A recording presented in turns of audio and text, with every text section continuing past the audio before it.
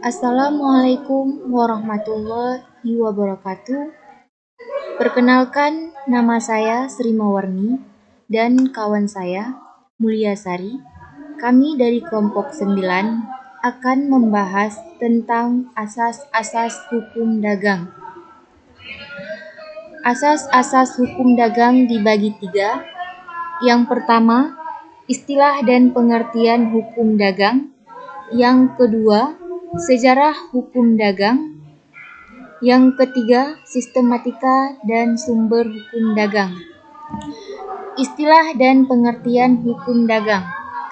Istilah dagang atau niaga adalah terjemahan dari istilah handel dalam bahasa Belanda oleh beberapa penulis diterjemahkan dalam istilah dagang atau perniagaan.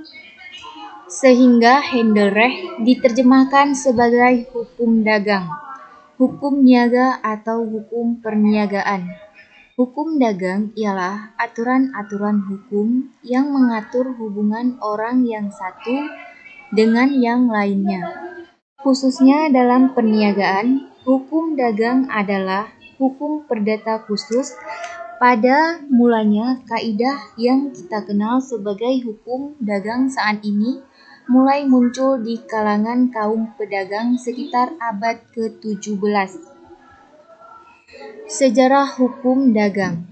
Perkembangan hukum dagang dimulai sejak lebih 1500 tahun di Italia dan Perancis Selatan. Lahir kota-kota pusat perdagangan seperti Florence, Venesia, Marseille, Barcelona, dan lain-lain. Pada hukum Romawi atau Corpus Juris Civilis dapat memberikan penyelesaian yang ada pada waktu itu, sehingga para pedagang atau gilda memberikan sebuah peraturan sendiri yang bersifat kedaerahan. Sistematika dan sumber hukum dagang. Sistematika KUHD. Hukum dagang di Indonesia terutama bersumber pada yang pertama, hukum tertulis yang sudah dikodifikasikan. KUHD Kitab Undang-Undang Hukum Dagang atau Wetboek van Koophandel Indonesia. KUHS Kitab Undang-Undang Hukum Sipil atau Burgerlijk Wetboek Indonesia. Yang kedua, hukum-hukum tertulis yang belum dikodifikasikan, yakni perundang-undangan khusus yang mengatur tentang hal-hal yang berhubungan dengan perdagangan. Hukum dagang di atas terkait dengan hak-hak dan kewajiban-kewajiban yang terbit dari pelajaran dan dagang pada umumnya.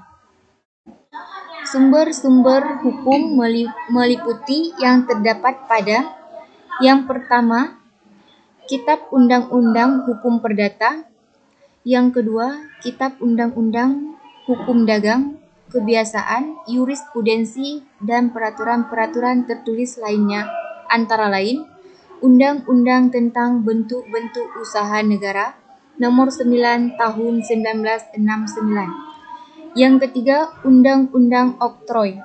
Yang keempat, Undang-Undang tentang Merek. Yang kelima, Undang-Undang tentang Kadin. Yang keenam, Undang-Undang tentang Perindustrian, Koperasi, Pailismen, dan lain-lain. Sekian penjelasan dari saya. Saya akhiri.